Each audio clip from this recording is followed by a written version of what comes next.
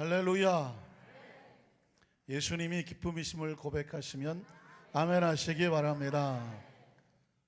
여러분 혹시 이 찬양을 여기 앉아 계신 분들 중에서 나는 이 찬양을 알고 있다, 알고 있었다, 그 전에 들어본 적이 있었다, 여기 상당히 상태가 젊으신 분들이 손을 드셨고요. 저 뒤에 손을 들었습니다. 저 찬양이 언제 나온지 혹시 아십니까? 1985년도에 나왔어요.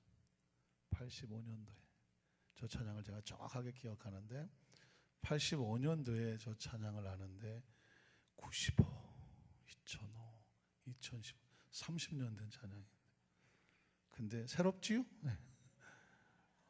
내가 지휘자님을 보고 야, 저 30년 된 찬양을 어떻게 찾아냈을까? 그때 아마 유치원 학생이었을 텐데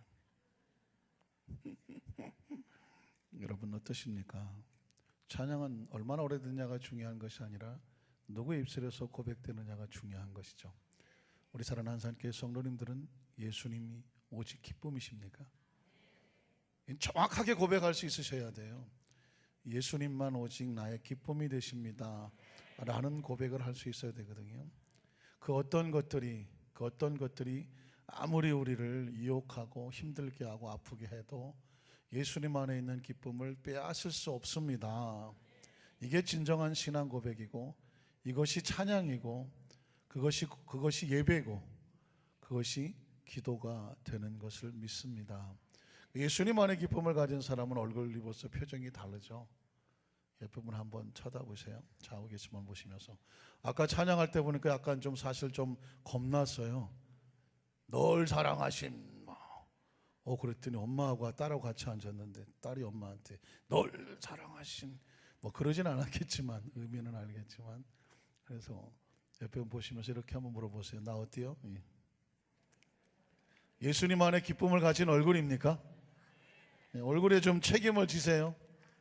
아무리 힘들고 어려워도 우리 성가대 고백처럼 예수님만이 나의 참 기쁨이 되시면 기쁨은 얼굴에 나타나거든요. 예수님 나의 기쁨이라고 말하면서 오만상을 찡그리고 있으면 이거 어떻게 된 거예요? 이거 참 오늘 안산교회 우리 모든 성도님들은 어디 갖다 놓아도 예수님으로 인하여 말미암아 기쁨을 놓지 않습니다. 함께 부르고 싶은 찬양은 그래서 예수님만의 우리의 왕이 되시고 이것에 임하여 주시옵소서. 하나님의 임재가 없으면 예배는 아무것도 아니라고 제가 말씀드렸죠. 하나님의 임재하는 사람은 그 어느 누구도 건드릴 수 없는 어마어마한 사람이거든요. 믿으십니까? 크리스찬은 함부로 손대지 못하는 거예요. 왜냐하면 하나님의 임재가 있기 때문입니다. 오늘 그 자리에서 한번 일어나시겠습니까? 오늘 이 자리에 하나님의 임재하심이 넘쳐나고 우리가 성령님을 인정하고 하냐고 모셔드리지 예수님 우리 가운데 임하시옵소서, 임재하시옵소서. 우리의 심령의 문을 활짝 열고 기도의 문을 활짝 열고 마음의 문을 활짝 열고 예수님을 왕으로 모시고 이곳에 좌정하시기를 간절히 원하는 심령 가운데 주님께서 왕이 되셔서 우리 가운데 함께 하실 것입니다. 여러분 이 시간 진심으로 진정으로 예수님 우리 마음속에 모셔드리고 함께 찬양하겠습니다. 예수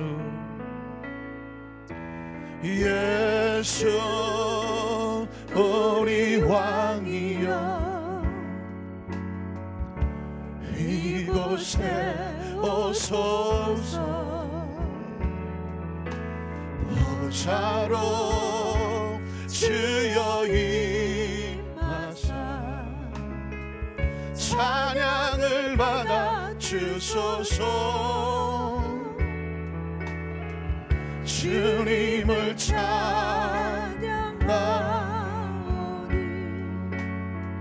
주님을 경배하오니 왕이신 예수여 오셔서 좌정하사 나스. 우리 두 손을 들고 예수님 우리 왕이십니다. 예수 우리 왕이여 이곳에 오소서. 보좌로 주여 임하사 영광을 받아 주소서. 주님을 찬양하오니 주님을 경배 주님을 경배하오니 왕이신 예수여 오셔서 사정하사 나스리 주님을 찬양하오니 주님을 주님을 경배하오니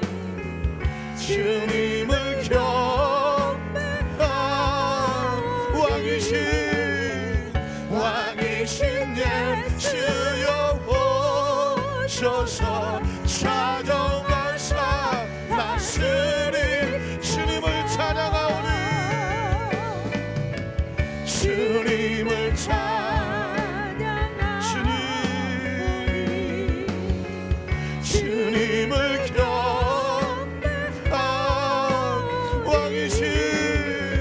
왕이신 예수여 오셔서 찬양하사 다시 전심으로 찬양합니다. 주님을 찬양합니다. 주님을 찬양하오니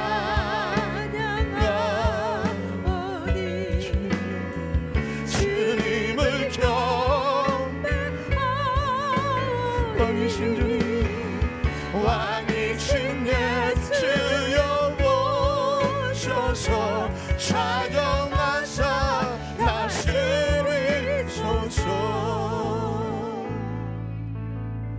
주님을 찬양하오니 주님을 경배하오니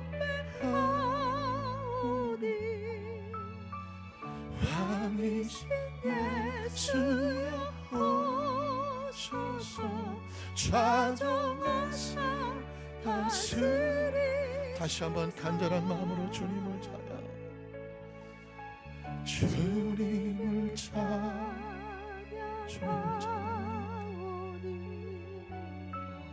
주님을 경배하오니 왕이신 예수여 오셔서 찬양하사 우리 큰 소리로 주님을 찬양하오니 주님을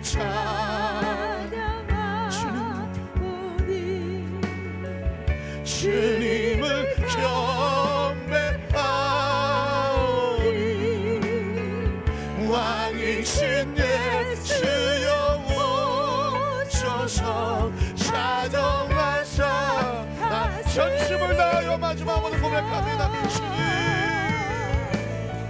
주님을 전심으로 찬양합니다. 하나님 주님을 경배하오니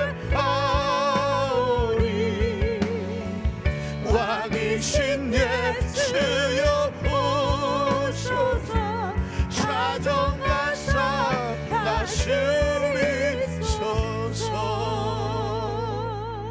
잠시 묵상으로 기도합니다. 하나님께서 지금 보시는 것은 우리의 중심을 보고 계십니다. 내 마음이 지금 어디 있느냐, 내 마음의 가치가 어디 있느냐, 내 마음의 중심이 어디 있느냐, 누구를 향하고 있느냐, 누구를 찾고 있느냐, 누구를 의지하고 있느냐, 누구를 바라고 있느냐, 누구를 예배하고 있느냐. 내 삶의 가장 소중한 기쁨은 누구인가? 정말 주님이 가장 진정한 기쁨인가? 그 진정한 신앙의 고백인가? 진정한 예배가 되기 위해서 우리의 심령이 주님 앞에 초점을 맞춰줘야 됩니다. 그렇지 않고 어떻게 말씀이 들립니까? 아무리 말씀이 들려줘도 그것이 어떻게 우리 속에 들어와서 영향을 미칩니까? 하나님, 이 시간에 하나님, 우리 하나님의 전심으로 주님을 바라보고 주님을 향합니다. 주님 앞에 섰습니다. 말씀하여 주시옵소서. 주의 백성이 듣겠나이다. 아니, 들어야 합니다. 말씀을 들어야 합니다. 말씀이 오시옵소서. 말씀으로 채우시옵소서. 말씀이 능력이 되게 하시옵소서. 말씀이 기적이 되게 하시옵소서. 말씀이 생명이 되게 하시옵소서. 말씀 안에 응답 있게 하시옵소서. 말씀 가운데 성령님 운행하여 주시옵소서. 우리가 전심을 향하여 주 이름을 3번 부르고 오늘 말씀 듣기 위해서 우리 통성으로 한번 기도합니다. 주여, 주여, 주여.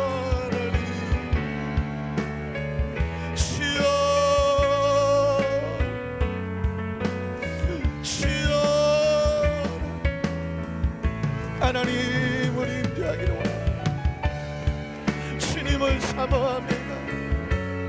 주님을 찬양합니다. 주님을 기뻐합니다.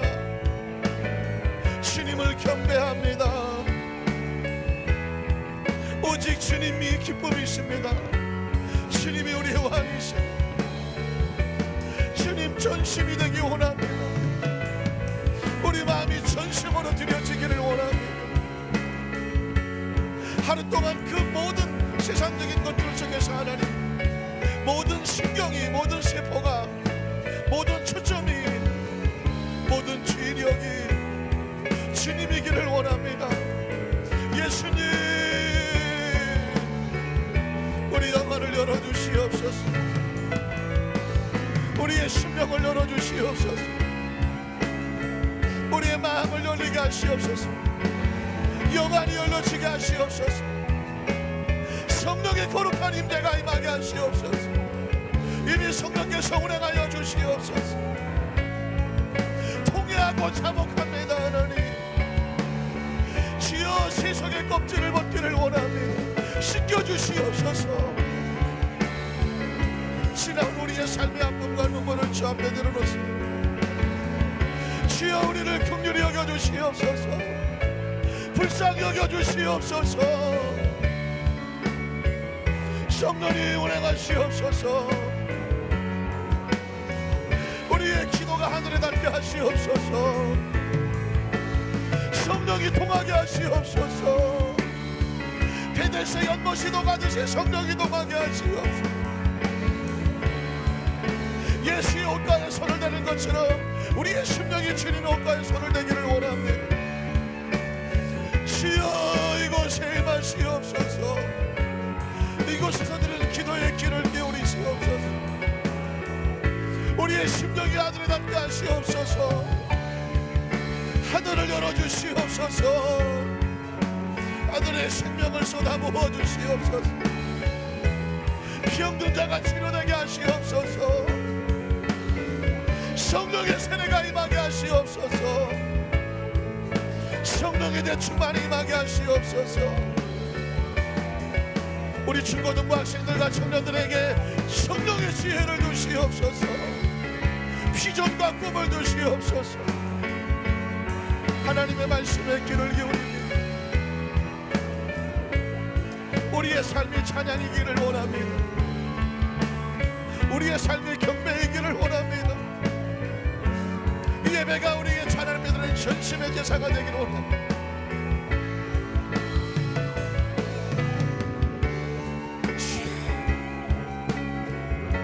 주 하나님, 주님의 영광을 받으시옵소서.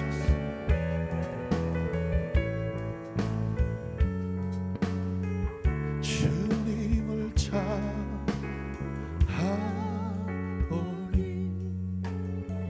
주님을 경배하오니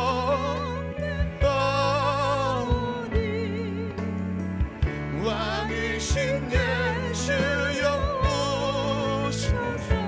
자정나서 나으리 주님을 찬양합니다. 주님을 찬양하오니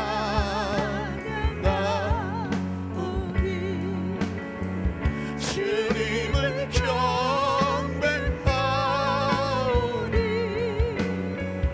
왕이신 예수여 오셔서 자정나서 나으리소서.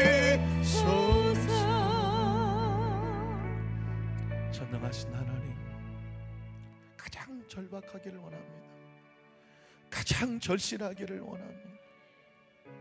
베데스다 연못은 그렇게 큰 연못은 아니었을 것입니다. 그러나 성령께서 하나님의 천사로 인하여 통하여지니까 하나님의 나라와 통하고 생명이 치유되는 기적의 현장이 되었던 것처럼 가장 절실하게 성령 이동하는 귀한 예배가 되기를 원합니다. 이 성전이 되기를 원합니다. 그런 성도가 되기를 원합니다. 성령으로 끓는 성도가 되기 원합니다. 심령이 끓기를 원합니다. 기도가 끓기를 원합니다. 예배가 뜨거워지기를 원합니다. 이 땅의 삶을 사는 동안 하나님의 자녀로서 열정과 열심이 가장 뜨거워지기를 원합니다. 가장 절실하기를 원합니다. 하늘에 닿기를 원합니다.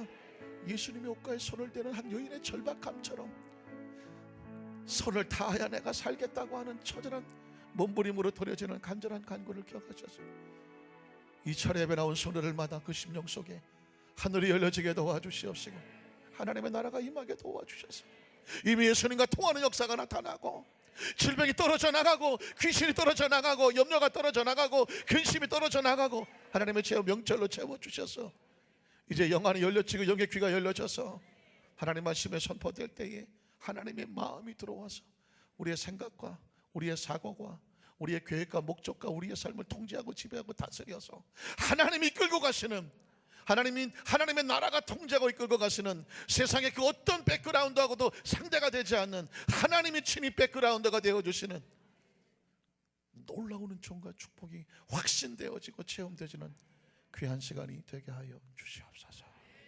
예수님 이름으로 간절히 축복하고 기도드리옵나이다. 아멘. 자, 혹시 한번 축복하십시오. 하나님께서 당신과 함께 계십니다.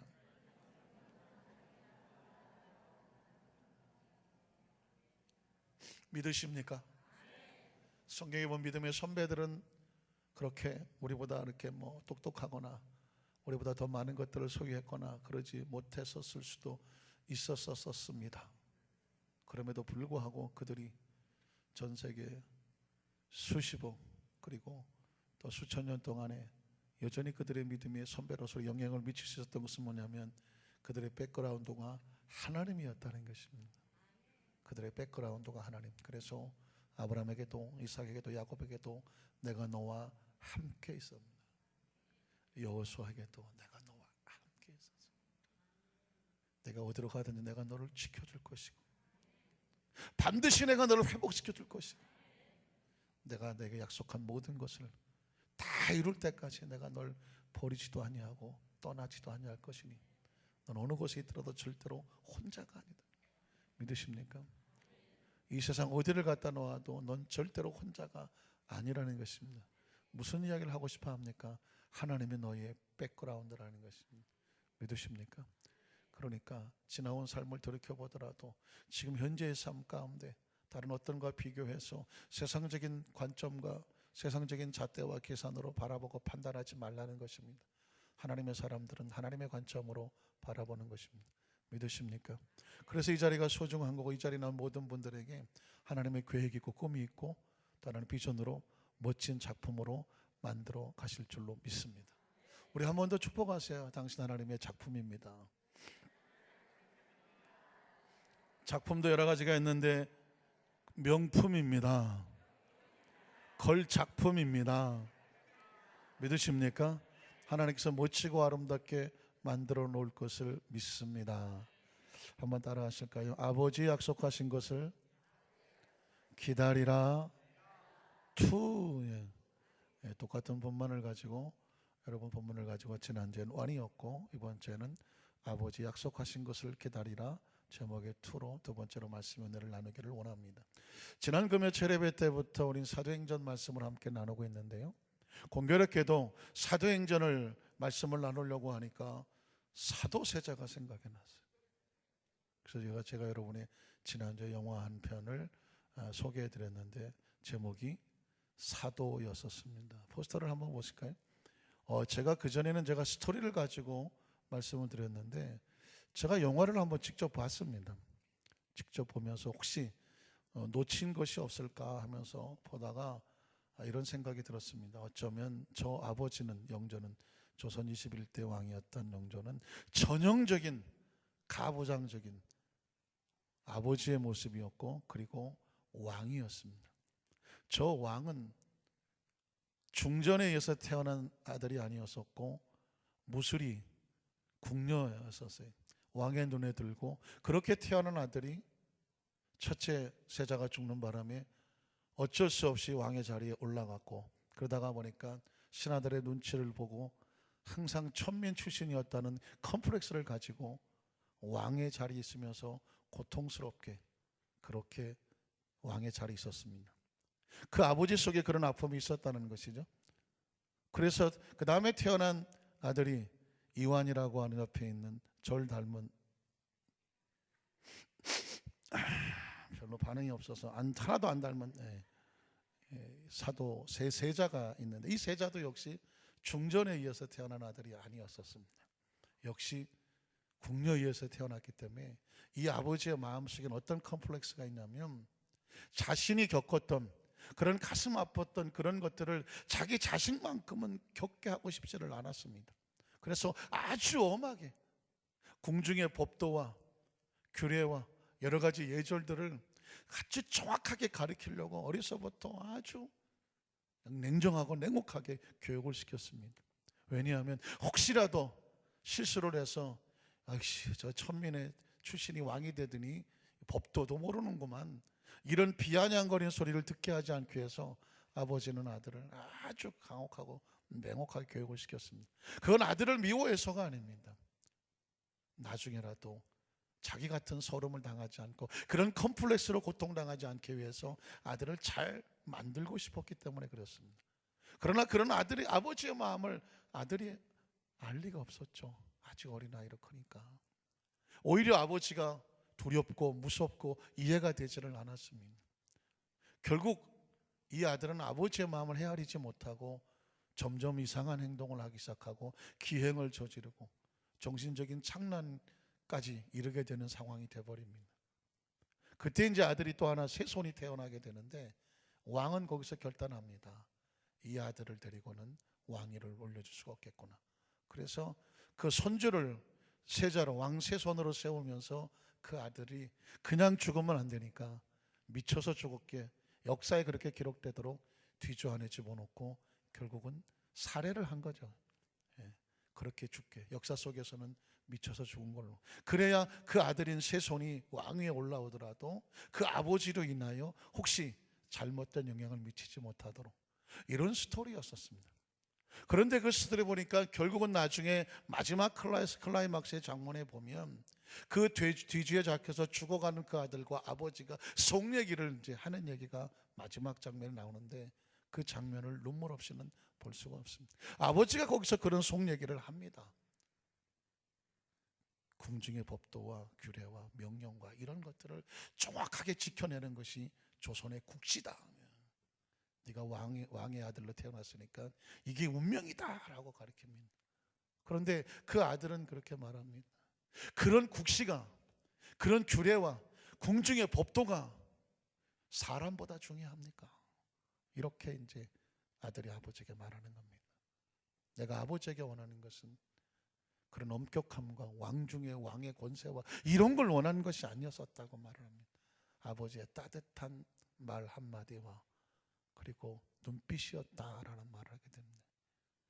굉장히 중요한 논제를 가지고 사실 영화는 끌고 갔고, 그 마지막에 엔딩을 어떻게 엔딩을 했냐면, 그런 궁중의 법도와 율례 이런 것들은 나라의 기관과 같고 국법과 같아서 그것이 잘못되면 목숨이 날아가기도 하는 거지만 그것조차도 사실은 사람 위에 있는 것은 아니다라는 메시지를 주고 있습니다. 마지막 대화는 이렇습니다. 그 궁중의 법도를 지키는 것이 우선입니까? 그 법도가 사람을 위해서 있는 것입니까? 아니면 사람이 그 법도를 지키기 위해서 있는 것입니까? 라고 하는 질문에 부딪히게 됩니다. 여러분, 이거는 신앙적인 질문과도 같습니다. 굉장히 중요한 질문입니다. 어떤 법이 있습니다.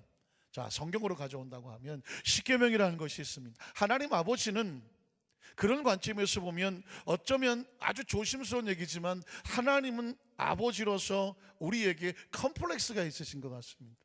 왜냐하면 아담과 하와에게 선악과를 지켜야 된다는 규례를 주신 적이 있습니다.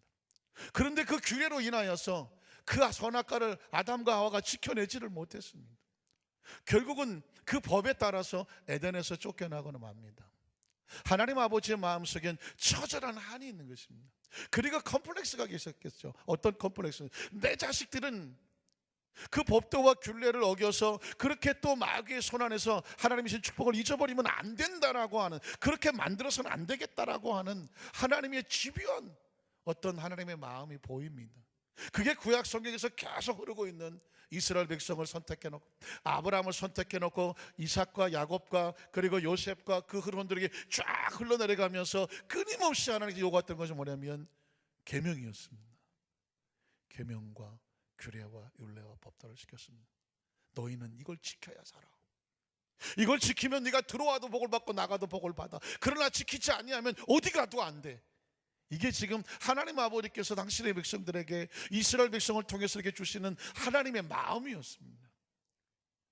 결국 아버지는, 어머니는, 부모는 자식이 잘 되기 위해서 때로 원치 않게 그들을 지켜내기 위한 규례를 정하고 법칙을 정해야 되는 그런 모습을 보여주게 됩니다. 문제는 뭐냐면 아담과 하와가 그랬듯이 안타깝게도 하나님의 자녀들임에도 불구하고 그 규례와 율례 법도를 다 지켜내지를 못한다는 말입니다. 이 세상에 어떤 인간이 계명을 다 지켜냅니까? 율례를 다 지켜냅니까?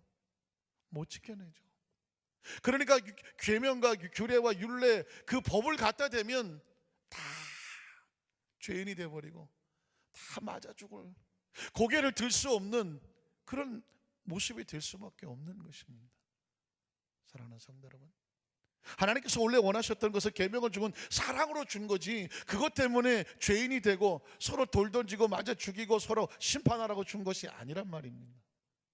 그런데 안타깝게도 그 계명과 규례가 안타깝게도 이스라엘 백성들에게는 서로를 살리는 것이 되지를 못하고 서로 그것을 어떻게 합니까? 누구는 어떻고 누구는 어떻고 돌을 던지면서 비판하고 정죄하고 심판의 도구가 되어버리고 말았습니다. 아버지의 뜻과는 전혀 상관없이 이 문제를 과연 어떻게 해결하느냐 하는 게 굉장히 중요한 문제죠. 하나님은 계명을 주셨고 이 백성은 계명을 지켜야 되는데 그래야 사는데, 그게 하나님의 마음인데 법칙인데 이 백성은 규례와 율례를 지켜낼 방법이 없어요. 그래서 만들어낸 것이 제사제도입니다.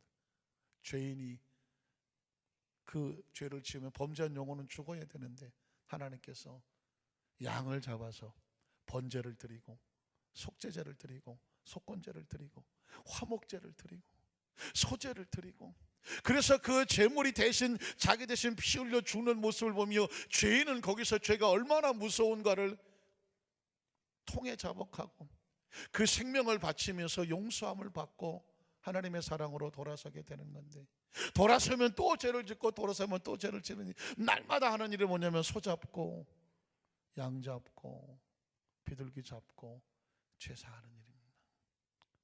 이 얼마나 아프고 힘든 겁니까? 그런데 이 문제를 결국 이 상황을 대신해서 죄를 범할 수밖에 없고 계명과 율례를 지켜내지 못하는 그 인류를 끌어안고 대신 그 앞에서 덮어주시는 분이 계시는데 그분이 바로 예수 그리스도라는 것이었습니다. Why Jesus Christ? 왜 예수인가? 아주 어렸을 때 교회를 다녔고 지금 제가 목사라고 여러분 앞에서 지금 이렇게 강단에 서 있는데 여러분도 마찬가지지만 진정한 크리스찬의 머릿속에 의식 속에 why? 왜 예수인가에 대해서 정확한 확신이 있습니까? 부처도 있고 이 세상에 다른 종교도 많고 뭐 이것저것 많이 있는데 심지어 뭐 전적인 마리아까지 갖다 대는 판인데 왜 예수 이해해야 되는가? 왜 오늘 성가대는 예수님만 오직 나의 기쁨이라고 말했는가? 왜 오직 예수인가? 이 정확한 인식이 있어야 되거든요. 왜 예수인가? 그건 아버지의 계명과 율례를 우리 힘으로 지켜낼 수 없는 우리에게, 그 심판받아 마땅한 우리에게 그거를 대신해서 그거를 안아주고 품어주고 그 심령을 아버지 앞에 대신 제물 되어주시는 예수 그리스도는 형식이 아니에요. 형식과 의식이 아니라 그분이 우리에게 하시는 것은 하나님의 사랑의 원래 의미를 회복을 시켜놓으려고 하는 것입니다. 회복을. 마치 아들이 궁중의 법도가 사람을 위해서 있는 것입니까? 아니면 사람이 궁중의 법도를 위해서 있는 것입니까? 그래서 사람이 궁중 법도 못 지키면 죽어야 되는 것입니까? 라고 묻는 것처럼 여러분, 예수님 시대에서도 똑같은 문제가 있었습니다. 제자들이 안식일에 너무 배가 고팠습니다. 그래서 밀밭에 있는 것을 따다가 먹었습니다. 그랬더니 바리새인과 서기관들이 예수님 앞에 득달같이 날라와서 입에 거품을 물면서 당신의 제자들이 오늘이 안식일인데 저 밀밭에 있는 것을 까서 먹었으니 안식일을 어겼어, 율법을 어겼어 라고 돌멩이를 들판이었었습니다. 그때 예수님께서 뭐라고 말씀하십니까? 안식일이 도대체 누구를 위해서 있는 것이냐? 안식일이 누구를 위해서 있는 것이냐? 안식일이 사람을 위해서 있는 것이냐? 사람이 안식일을 위해서 있는 것이냐? 안식일은 사람을 위해서 있는 것이다. 그러니 어떻게 하라고요? 생명을 살리려고 안식일이 있는 것이지, 그 안식일을 지키지 않았다고 생명을 죽여버리면 하나님의 마음이 아니다. 그러면서 하시는 말씀이 뭘까요? 인자가 안식일의 주인이다. 그 얘기는 뭐냐면 이제까지 율법과 계명을 가지고 사람을 비판하고 정죄하고 안식일 안 지킨 것들 다 죽여야 돼 라고 심판을 했던 의식을 털어내라. 너희가 주인이 돼서 판단하는 것이 아니다. 예수님이 안식일의 주인이다. 이제 예수님의 사고방식으로 바꾸라. 사람을 위해서 있는 것이다. 예배도 사람을 위해서 있는 것이고, 기도도 사람을 위해서 있는 것이고, 하나님이 받으시지만 그건 누구를 위해서 있는 거냐면 사람이 기도하고 찬양하면서 하나님께 나아감으로 결국은 누가 살아요? 내가 사는 거예요. 하나님 우리를 살리려고 주신 것입니다. 그래서 우리의 신앙생활 가운데 어떤 기준을 가지고, 내가 저놈은 기준을 가지고 하나님의 말씀이라도 내 마음대로 해석을 해서 다른 사람의 생명을 상처내고 아프게 하는 건 절대로 크리스찬이 아니다. 우리의 신앙생활 가운데 정말 중요한 것은 율법과 은혜가, 이 복음이 뒤섞여서 막 왔다 갔다 하는 것은 진정한 크리스찬이 아닙니다. 제가 오늘 이 자리를 빌어서 우리 집사람한테 사과할 일이 하나 있는데, 가만히 말씀을 묵상하다 보니까 아주 오래전이죠. 저희 집사람이 주일날 제가 예배 사역을 하고 왔는데 우리 집사람이 집에 누워 쓰러져 있어요. 그러니까 이제 몸이 좀 아픈 것처럼 보여요. 근데 왜 이렇게 쓰러져 누워 있냐고 그랬더니 몸이 좀 안 좋아서 그렇다고 하더라고. 교회는 갔어? 교회는 안 갔다고 하더라고. 사모가 그때 당시 제 의식입니다. 제 사고가, 아니 사모가 교회를 안 가 주일날? 있을 수 없음입니다. 막 속에서 올라오더라고요. 제가 막 뭐라 그랬어요. 아니 사모가 돼갖고 주일날 교회를 안 갔다니 이게 말이 돼? 아무리 아파도 그렇지. 그런데 그날 우리 사람은 119에 실려갈 상황이었었어요. 119에 실려갈 상황. 집에 아무도 없으니까 제가 누가 도움도 못 차고 쓰러져 의식도 없는 그런 상황이었는데, 나는 그 시간에 뭔 소리를 했냐면 사모가 돼갖고 교회도 안 가고.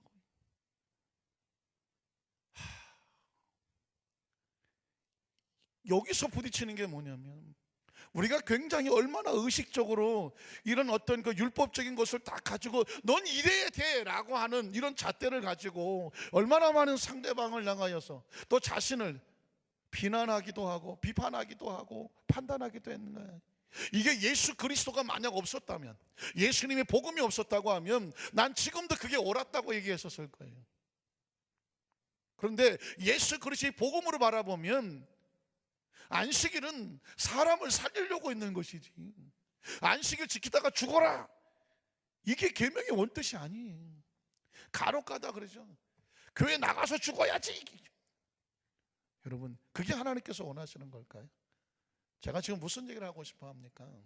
예수 그리스도의 복음의 의미를 정확하게 알고 있지 아니하면 우리의 신앙은 마치 똑같이 율법을 가지고 사람을 살리려고 하지 아니하고 우리의 말 한마디가 사람을 죽일 수도 있다는 것입니다.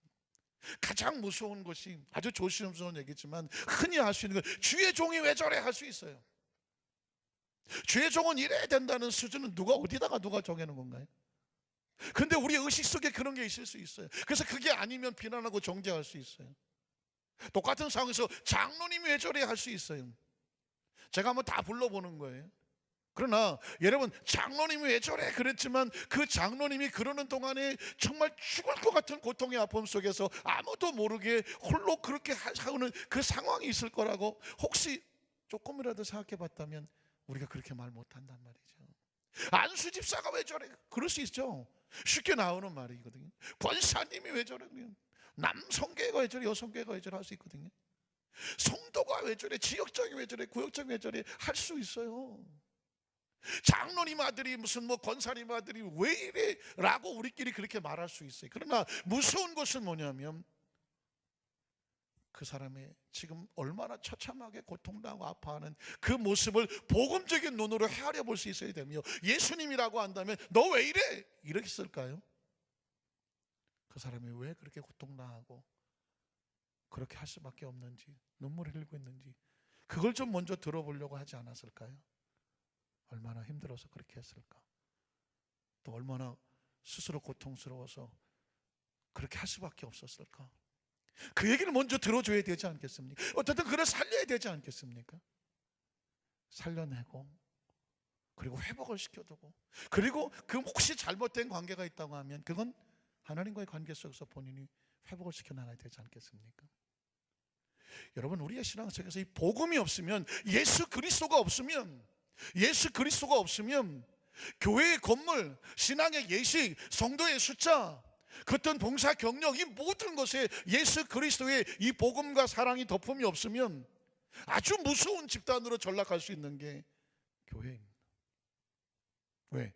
이스라엘 백성이 아브라함의 자손이면서 수천 년에 이루면서 하나님의 놀라운 기적의 현장에 하나님의 선택한 민족을 했었지만, 예수 그리스도가 없으니까 비난하고 비방하고 정죄하고 그리고 서로 쳐서 죽이고, 그리고 또 그게 떳떳하다라고 의롭다고 자기들만 선택한 백성이라고 말할 수 있는 건 하나님의 마음과 전혀 다른 것입니다. 그래서 예수님이 필요한 것입니다.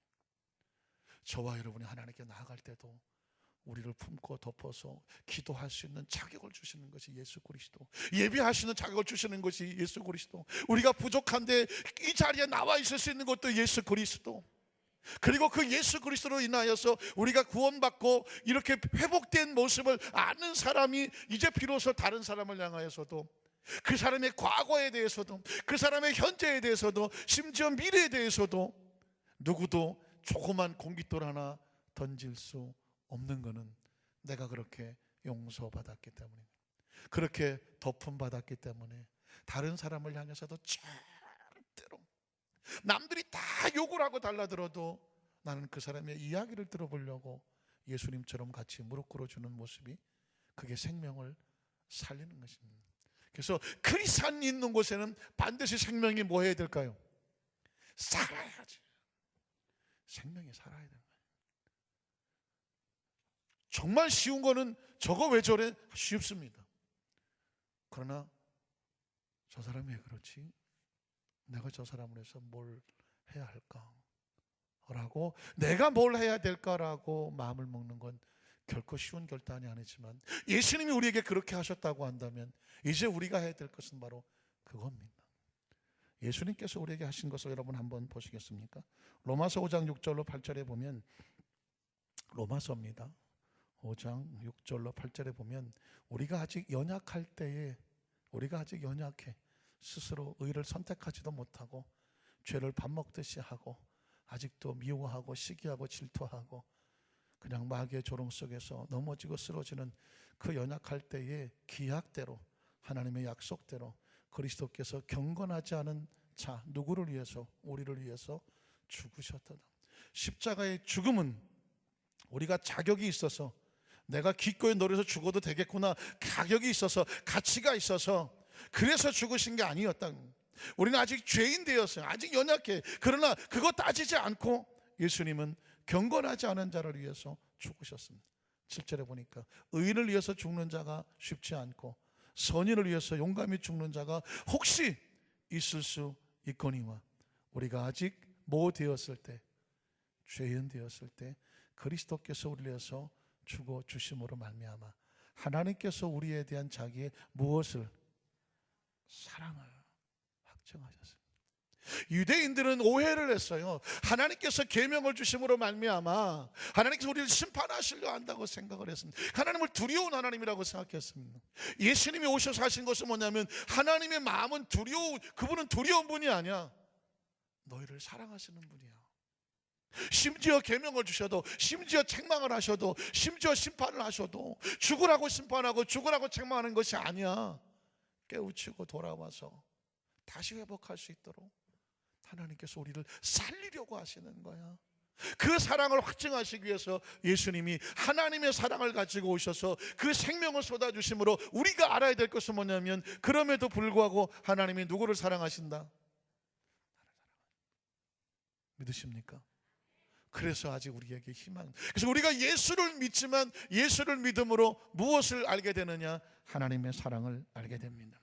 로마서 5장 9절로 11절에 보면, 그래서 그러면 이제 우리가 그의 피로 말미암아 의롭다 하심을 받았으니, 믿으십니까? 예수님의 피로 말미암아 의롭다 하심을 받았으니 더욱 그로 말미암아 진노하심에서 무엇을 받게 됩니까? 구원을 받게 된 것입니다. 곧 우리가 원수 되었을 때, 하나님과 우리 사이에 원수, 왜 원수가, 뭐 때문에 원수가 됐을까요? 죄 때문이죠. 알잖아요. 죄 때문에 원수였을 때 그의 아들의 죽으심으로 말미암아 하나님과 뭐 하게 됐습니까? 하나님과 우리가 화목하게 되었은즉 화목하게 된 자로서는 더욱 그의 살아나심으로 말미암아 구원을 받을 것이니라. 그뿐 아니라 이제 우리로 화목하게 하신 우리 주 예수 그리스도로 말미암아 하나님 안에서 이제 화목하게 됐으니 또한 뭐 하게 됩니까? 즐거워하게 됐다는 것입니다. 우리의 힘으로는 도저히 하나님 주신 계명을 지켜낼 수가 없습니다. 모든 사람이 죄를 지었으므로 하나님의 영광에 이르지 못했다고 말하고, 우리가 인간의 능력 가지고는 죄를, 이 계명을 지켜낼 수가 없어요. 그 계명을 지켜낼 수 없는 그 부족한 자격을 예수님께서 사랑으로 우리를 덮어주심으로 말미암아 하나님이 우리를 사랑하신 사랑을 알게 하고, 우리의 마음속에 하나님 우리를 사랑하지 않는다는 분노와 적개심으로 우리도 마치 그냥 비참하게 하나님을 원망하며 죽어가는 존재가 아니라, 하나님 우리를 사랑하시는구나, 사랑을 알게 하고, 그리고 그 사랑을 받았으니까 이제 우리가 어떻게 하길 원하냐면, 그래서 우리도 사랑해야 마땅하다고 말하는 것입니다. 복음은 두 가지 사랑입니다. 하나님의 사랑받은 자, 그 사랑으로 서로 생명을 살려라가 복음입니다. 그래서 여러분 에베소 4장 25절로 32절에 보면, 그런즉 거짓을 버리고 각각 그 이웃과 더불어 무엇을 말하라? 참된 것을 말하라. 왜 그렇게 될까요? 서로 뭐하기 때문에? 지체가 된다는 얘기는 서로 사랑하고 서로 하나이기 때문이죠. 여러분, 자기 팔이 밉다고 막 꼬집고 그러는 사람 있나요? 혹시 다른 사람 팔은 꼬집을지 모르겠어요. 그러나 자기 팔을 꼬집고 뭐 자기 팔을 막 찌르고 그런 사람은 없어요. 제정신에. 왜? 자기 몸은 자기가, 여기가 왼팔 찌르면 오른팔도 아픈 거예요. 오늘 성경에서 우리에게 하고 싶은 얘기는 뭐냐면, 그런즉 너희는 이웃과 더불어 나눠진 존재가 아니라는 것입니다. 왜? 서로 지체가 된다고 말합니다. 그러니까 어떻게 되냐면, 서로 참된 것을 말하는 것이 서로 살리는 것이고 서로 행복하게 하는 것입니다. 사랑하는 것입니다. 분을 내어도 죄를 짓지 말고, 해가 지도록 분을 품지 말고, 마귀에게 뭘 주지 마라? 틈을 주지 마라. 도둑질한 자는 다시 도둑질하지 말고 돌이켜 가난한 자에게 구제할 수 있도록 자기 손으로 수고하여 선한 일을 하라. 무릇 더러운 말은 너 입 밖에 내지도 말고 오직 덕을 세우는 데 소용되는 대로 선한 말을 하여 듣는 자들에게 은혜를 끼치게 하라. 하나님의 성령을 근심하게 하지 마라. 그 안에서 너희가 구원의 날까지 인치심을 받았느니라. 너희는 모든 악독과 노함과 분냄과 떠드는 것과 비방하는 것을 모든 악의와 함께 버리고 서로 어떻게 하고? 친절하게 하고, 어떻게 여기며? 불쌍히 여기며 서로 용서하기를 하나님이 그리스도 안에서 너희를 용서하심과 같이 하라고 말했습니다. 이게 예수 그리스도입니다. 예수 그리스도를 정확하게 알고 아는 사람이 삶을 살아가면서 예수님이 닮은 품성입니다. 그런데 또 한 가지 퀘스천이 있습니다. 서로 사랑하라 모릅니까? 그런데 이 사랑이 의지로 되지가 않아요. 왜? 감정이 있고 여러 가지 어떤 인간적인 생각들이 있기 때문에, 상황이 있기 때문에 내 힘으로 또 사랑이 되지가 않아요. 그래서 여러분, 예수님께서 선택하신 것은 뭐냐면, 예수님도 자기 의지로 사역하지 않으셨습니다. 성령님과 함께 사역을 하셨습니다. 마태복음 12장 28절에 보면, 그러나 내가 하나님의 성령을 힘입어서 귀신을 쫓아내는 것이면 하나님의 나라가 이미 너희가에 임하였다고 말했습니다.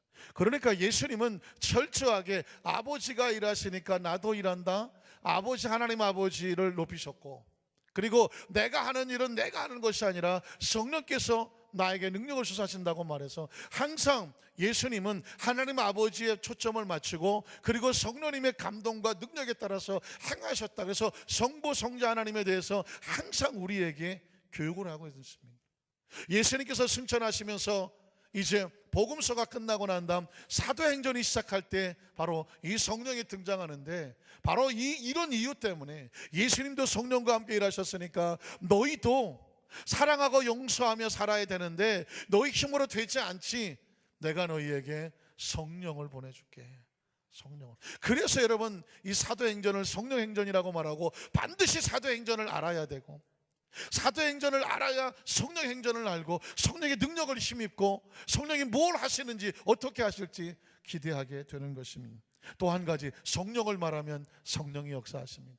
한번 따라 하실까요? 성령을 말하면 성령님이 역사하십니다. 금요철 예배를 기대하셔야 돼요. 왜냐하면 성령님을 인정하면 성령님이 역사하시고요, 성령님을 환영하면 성령님이 역사하시고요, 성령님을 모셔드리면 성령님이 역사하십니다. 사도행전 2장 1절로 4절에 보면, 그래서 약속대로 성령이 임하시죠. 오순절 날 이미 이름에 그들이 다 같이 한 곳에 모였더니 호련히 하늘로부터 급하고 강한 바람 같은 소리가 있어 그들이 앉은 온 짐에 가득하며 마치 불의 엿처럼 갈라지는 것들이 그들에게 보여 각 사람 위에 하나씩 임하여 있더니 그들이 다 성령의 충만함을 받고요. 그들이 다 성령의 충만함을 받고 성령의 말하심을 따라서 다른 언어들로 말하기를 시작하더라고요. 초대교회는 이렇게 시작이 됐고, 제가 늘 이런 고백을 합니다. 이 사도행전 2장 1절로 4절 이전의 교회와 사도행전 2장 1절로 4절 이후의 교회가 있다고 말합니다. 이전의 교회는 성령의 강림과 충만함과 체험을 알지 못하기 때문에 예수님의 복음과 말씀과 교훈은 들어서 알고 있고 구약 성경은 수도 없이 읽었고, 그러나 힘으로 안 되고 눈으로 안 돼. 그래서 머리에는 늘 알지만 행동을 하지 않아서 늘 스스로 고통당하는, 신앙 속에서 괴로워하는 사람들이 있습니다. 그러나 기억하십시오. 그랬던 예수님을 배반했던 베드로조차도 뒤집어놓은 사건이 바로 성령 강림 사건이에요. 오순절의 순자는 바로 성령에 임하시는 우리 순복음의 순자고, 그래서 적어도 여의도 순복음안산교회 예배에 참석하시는 이 순복음의 성도들은 그런 자신감이 있어야 돼요. 그런 패러다임의 변화가 있어야 돼요. 우리는 성령과 함께하는 성도다. 믿으십니까? 믿으십니까? 힘으로 안 되고 능으로 안 되지만 성령님과 함께 한다는 것입니다. 그 성령과 함께하던 교회가 초대교회였습니다. 사도행전 2장 5절로 13절에 보면 성령님이 함께 하시는 표적이 있습니다. 같이 읽어볼까요?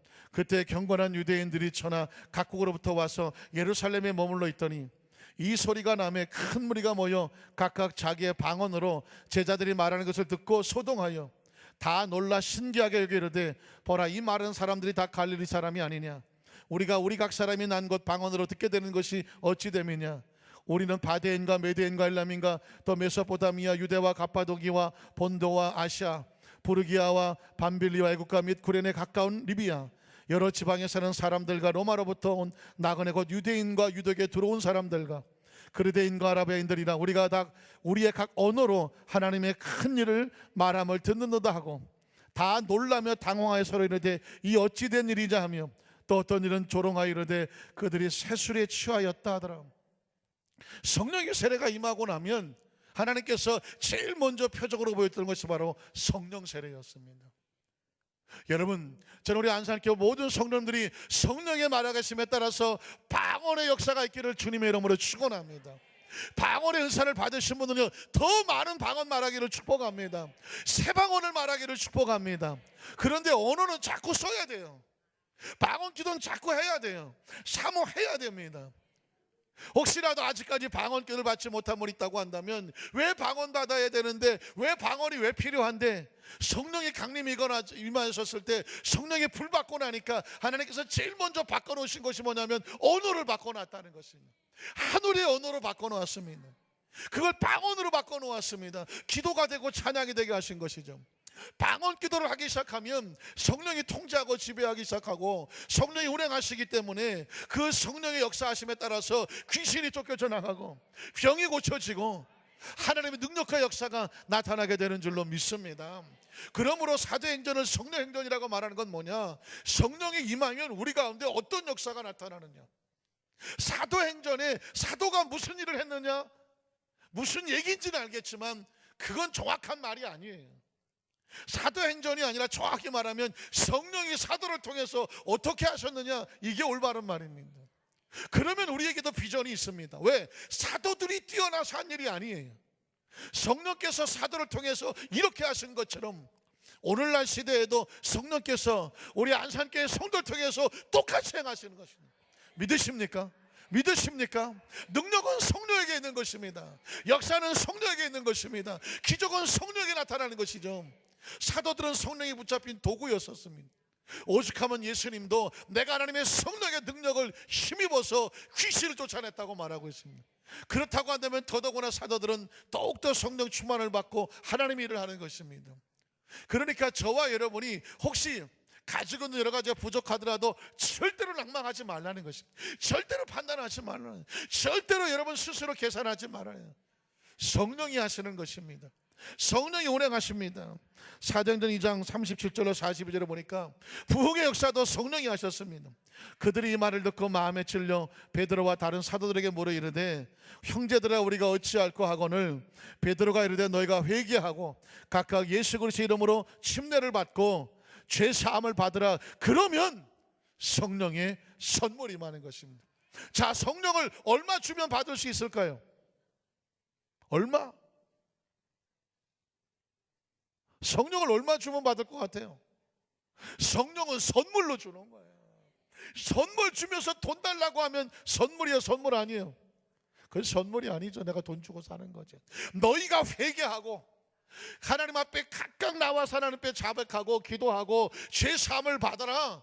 그러면 하나님이 뭘 주신다? 성령을 선물로 주셔. 그런데 절대로 그냥 주지 않아요. 성령을 사모해야 돼. 저는 어렸을 때 장로교회에서 신앙생활을 해서 성령이 있음도 몰랐어. 그런데 순복음교회에 와서 성령을 알고 성령을 구하기 시작하고 7년 만에 성령 세례를 받았어. 이유가 뭐냐? 성령이 절박하지 않았어. 어렸을 때 습관적으로. 그러나 성령이 절박했어요. 성령이 없으면 안 되겠다라고 매달리기 시작하니까 하나님께서 즉시로 주시더라고요. 오늘 이 밤에 뭐 성령 세례 받아도 좋고 안 받아도 좋고 방언 기도 해도 좋고 안 해도 좋고 혹시라도 그런 절박함이 없는 사람이라면 그 사람은 7년 아니야 70년 가도 모질 안 돼. 그러나 오늘 밤에 여러분 성령님을 사모하시면, 성령을 정말 사모하시면, 이 성령이 그냥 있는 말이 아니라 초대교회에 나타난 역사고 베드로도 선포하는데 성령을 선물 주겠다 약속하셨구나. 내 힘으로 사는 것이 아니라 성령이 오셔서 사는 것이구나. 성령의 절대적인 필요성과 절박함이 있다고 한다면 오늘도 구하는 백성에게 성령을 선물로 주실 줄로 믿습니다. 사도행전 2장 43절로 47절에 보면 교회는 성령 공동체입니다. 한번 따라하실까요? 교회는 성령 공동체입니다.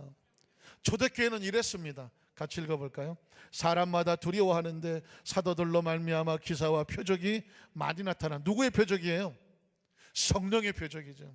믿는 사람들이 다 함께 있어서 모든 물건을 서로 통용하고 또 재산과 소유를 팔아서 각 사람의 필요를 따라서 나누어 주며 날마다 마음을 같이하여 성전에 모이기를 힘쓰고 집에서 떡을 떼며 기쁨과 순전한 마음으로 음식을 먹고 하나님을 찬미하며 또 온 백성에게 칭송을 받으니 주께서 구원받는 사람들을 날마다 더하게 하시니라. 말씀을 정리하기를 원합니다. 사랑하는 성도 여러분, 우리의 마음속에 성령의 회복이 필요합니다. 한 사람 한 사람의 마음속에 성령의 충만한 역사가 있어야 돼요. 성령의 선물이 있어야 돼요. 가정에도 성령의 충만함이 있어야 되고 구역과 지역의 성령 충만은 당연한 것이고, 이 안산에 희망이 있다고 한다면 전 여의도 순복음 안산교회라고 믿습니다. 왜 그럴까요? 성령의 임재가 있어야 되는, 성령을 사모해야 되는 것입니다. 이 안산에 훌륭한 교회들 많이 있습니다. 훌륭한 역할 많이 합니다. 맞습니다. 박수치고 정말 위에 기도해야 되고 아주 중요한 교회들 감사할 일입니다. 그러나 우리 순복음교회 이 안산에 있는 사명은 뭘까요? 성령입니다. 성령이잖아요. 이 지역에 성령의 역사가 나타나는, 날마다 성령 받고 구원받는 사람이 날마다 토하도록 성령님이 역사하셔야 되는 건데, 그러면 어떻게 해야 돼요? 우리가 성령 받아야 되거든요. 베드로가 성령 받기 직전에 자기 믿음 하나 지키기도 힘들었습니다. 성령 받고 나니까 죽음을 두려워하지 않냐고 그 입술로 나간 말씀이 수많은 영혼을 건져냈습니다. 여러분이 지금 무엇을 하시려고 합니까? 사업을 하시려고 합니까? 오늘 중고등부 학생들 오니까 너무 이뻐도 이뻐. 우리 청년들이 성령 받아야 되거든요. 중고등부 학생들이 성령 받아야 돼요. 그래야 시간을 허비하지 않아. 쓸데없는 마음 빼앗기지 않아. 쓸데없는 것에 인해서 여러분 스스로 고통당하지 않고 어려움 당하지, 소모되지 않아. 일찌감치 성령을 받아놓으면 하나님의 성령께서 쓰시고자 할 수 있는 방향과 이것이 일찌감치 결정되기 때문에 더 큰 일을 할 수가 있어요. 우리 안산교회 모든 성도님들, 이 정도면 신앙생활 나 이제 뭐 다 된 것 같은데, 또 성령 충만입니다. 재충만입니다.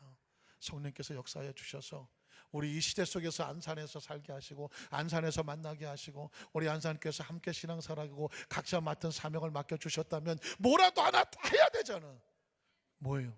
성령 받고 초대교회 성령께서 사도를 통해서 기사와 표적이 나타나고 수많은 사람들이 날마다 구원받는 역사에 있었다고 한다면, 우리 안산교회 죄종들, 우리 장로님들, 권사님들, 안수 입사람들, 지역장 구역장, 우리 성도들, 우리 중고등부, 청년부, 무슨 유치부 학생들까지 성령의 통제와 지배와 충만함을 받아서, 우리가 하는 거 아니니까 어차피 성령이 날마다 이 지역에 수많은 영혼들을 치료하고 회복하고 구하는 역사가 나타나게 하여 주시옵소서. 우리의 머릿속에 초대교회 성도들처럼 성령님, 그 성령은 하나님의 약속한 것입니다. 기약대로 주신다고 말씀했으니까 한번 따라 하실까요? 아버지의 약속하신 것을 기다려라. 성령을 기다리는 것입니다. 간절히 바라기는, 예전에 성령 받았던 성령은 다시 성령제 충만 받고, 은사 나타났던 사람들 더 큰 은사 나타나고, 새로운 은사 나타나고, 방언 말하는 사람들은 또 새로운 방언을 말하고, 그 표적과 간증이 옛날 수십 년 전의 간증이 아니라 최근에 우리의 삶 가운데 오늘 일어난 간증이 막 입에서 쏟아져 나오는, 줄줄줄 그냥 나올 수 있는 우리 성령들 되시기를 주님의 이름으로 축원합니다.